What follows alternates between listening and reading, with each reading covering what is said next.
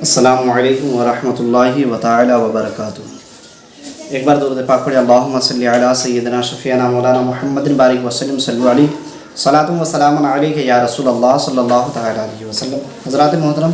پھر میں ایک نئے ویڈیو کے ساتھ آپ کے سامنے حاضر ہے، اور یہ بہت ہی خاص اور اہم ویڈیو ہے اس اعتبار سے کہ جیسے ہمارے عوام میں ایک بات مشہور ہے کہ گھر میں جیسے 3 بھائی ہیں اور تینوں بھائی کماتے ہیں، تینوں بھائی ایک جگہ جمع کرتے ہیں، اور زمین وغیرہ جو بھی ہے یا بٹوارے کی جتنے بھی حصے ہیں وہ تمام چیزیں تقسیم نہیں ہوئی ہیں، تو ہم سوچتے ہیں کہ جو ہمارا بڑا بھائی ہے وہ اپنی جانب سے قربانی کر لے،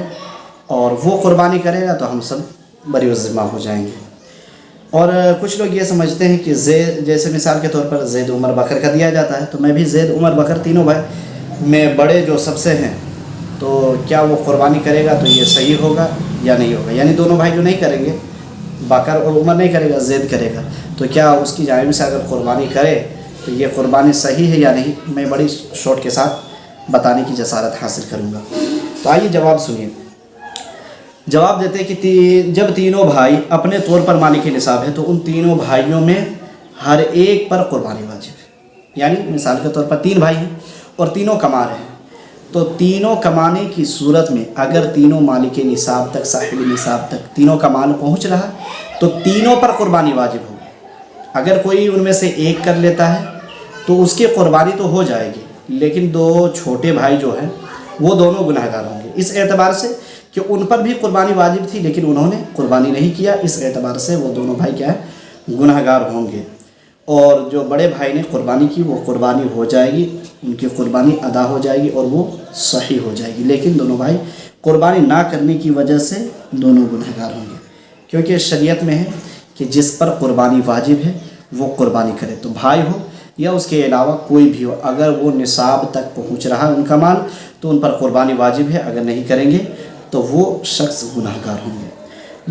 دوسرا سوال یہ کہ اگر بکر اور عمر زید ایک ساتھ قربانی کرنا چاہے تو قربانی کیسے کریں؟ یعنی تینوں بھائی ایک ساتھ ہیں تو وہ اگر قربانی کرنا چاہے تو پھر تینوں کیسے کریں؟ تو تینوں الگ الگ کریں گے، یعنی اگر بکرے میں کر رہے ہیں تو تینوں الگ الگ بکرا لیں گے اور تینوں بکرے میں الگ الگ قربانی کریں گے۔ اگر گائے میں کر رہے ہیں تو وہ تینوں 3 حصے میں تقسیم کریں گے، اور 3 حصہ یعنی ان لوگوں کی جانب سے 3 حصے میں قربانی ہوگی، وہ الگ الگ اپنے اپنے طور پر ایک حصہ یا 2 حصہ یا اس کے علاوہ جتنا بھی وہ حصہ دے سکتے ہیں ان میں کر سکتے ہیں۔ یہ تینوں کی صورت ہے کہ تینوں الگ الگ قربانی کریں۔ پھر آئیے دیکھیے ایک اور مسئلہ یہ آتا ہے